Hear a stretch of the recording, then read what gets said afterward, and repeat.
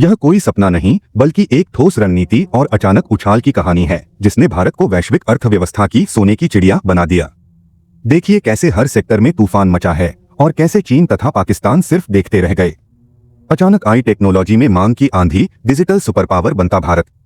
एक software semiconductor का महारथी, चिप्स बनाने वाला नया गढ़, भारत ने अपने सेमीकंडक्टर मिशन को रॉकेट बूस्ट दिया। जब ताइवान में तनाव बढ़ा, दुनिया भर की कंपनियों ने चीन को छोड़कर भारत फर्स्ट रणनीति अपनाई। अचानक भारत में फैब्स, फैब्रिकेशन प्लांट्स और डिजाइन सेंटरों की मांग आसमान छूने लगी। टाटा, वेदांता और इंटेल जैसी कंपनियों के विशाल निवेश ने भारत को वैश्विक सेमीकंडक्टर मैप पर केंद्र में ला दिया। सॉफ्टवेयर का सुनामी, भारतीय आईटी कंपनियों ने सिर्फ बैकफिस काम नहीं किया, उन्होंने AI, quantum computing, cyber security और मेटावर्स सॉल्यूशंस में दुनिया को हैरान कर दिया। अमेरिकी और यूरोपीय कंपनियों ने चाइना रिस्क से बचकर भारतीय टैलेंट पर भरोसा किया, जिससे निर्यात बढ़कर अभूतपूर्व स्तर पर पहुंच गया।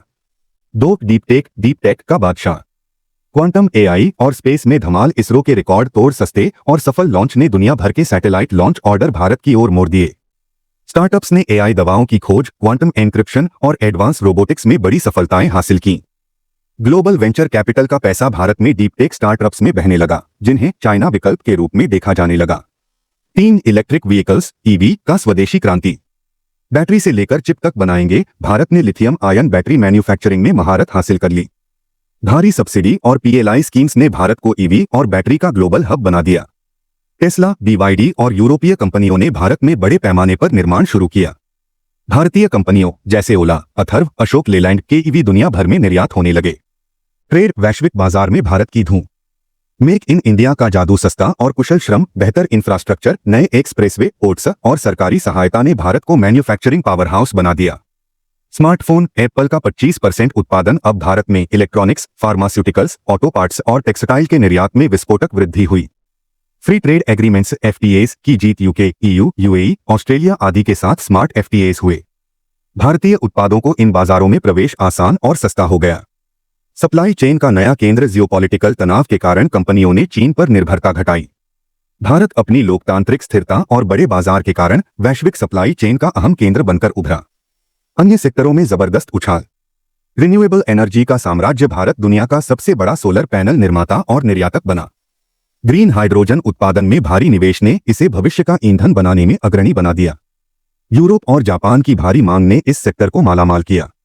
फार्मा, हेल्थकेयर हब, भारत विश्व की फार्मेसी से आगे बढ़कर हाई एंड जेनेरिक्स, बायोसिमिलर और मेडिकल डिवाइस का ग्लोबल सेंटर बना। कोविड के बाद वैक्सीन और दवा निर्माण क्षमता ने दुनिया का भरोसा जीता। डिजिटल पेमेंट्स की क्रांति, यूपीआई ने दुनिया को चौंका दिया। अब भारत स्टैक, यूपीआई, आधार, डिजी लॉकर का निर्यात होने लगा। दूसरे विकासशील देश भारत की डिजिटल पब्लिक इंफ्रास्ट्रक्चर अपना रहे हैं। स्टार्टअप्स का सुनहरा दौर, भारत दुनिया में तीसरा सबसे बड़ा स्टार्टअप इकोसिस्टम बन गया। यूनिकॉर्न्स की बाढ़ आ गई। फिनटेक, एग्रीटेक, एडटेक और क्लाइमेट टेक में भारतीय स्टार्टअप वैश्विक लीडर बन रहे हैं। स्किल्ड वर्कफोर्स का निर्यात, भारतीय प्रोफेशनल्स और technicians, nurse, engineer, IT expert की दुनिया भर में भारी मांग ने रेमिटेंस रिकॉर्ड तोड़ दिए। चीन और पाकिस्तान की प्रतिक्रिया, ईर्ष्या, चिंता और असहायता। चीन का पसीना छूटना, ये कैसे हो गया?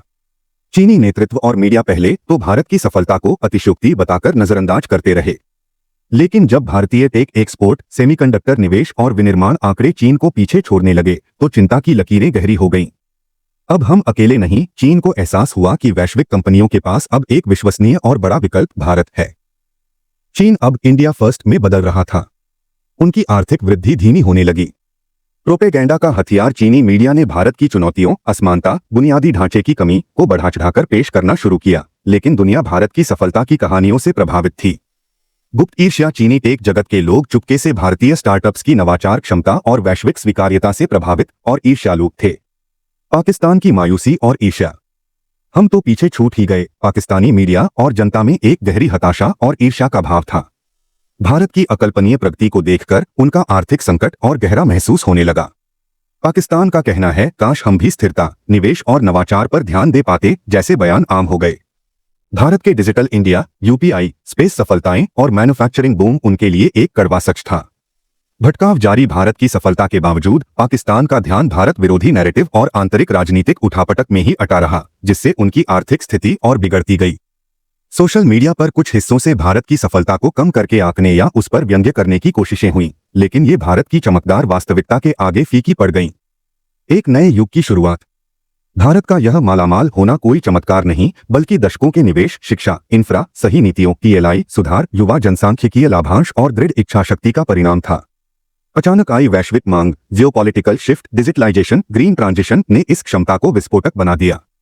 चीन और पाकिस्तान इस प्रगति को सिर्फ इसलिए देखते रह गए क्योंकि चीन अपने आंतरिक चुनौतियों, जनसांख्यिकीय संकट, ऋण अतिनियंत्रण और विस्तारवादी महत्वाकांक्षाओं में उलझा रहा, जबकि भारत लोकतांत्रिक ढांचे में विकास कर रहा था।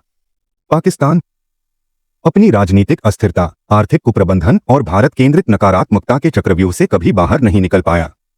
जब भारत उठता है तो पूरी दुनिया हिल जाती है, कुछ साथ चलने के लिए, कुछ गिरने के डर से और कुछ अपना सिंहासन बचाने की जद्दोजहद में।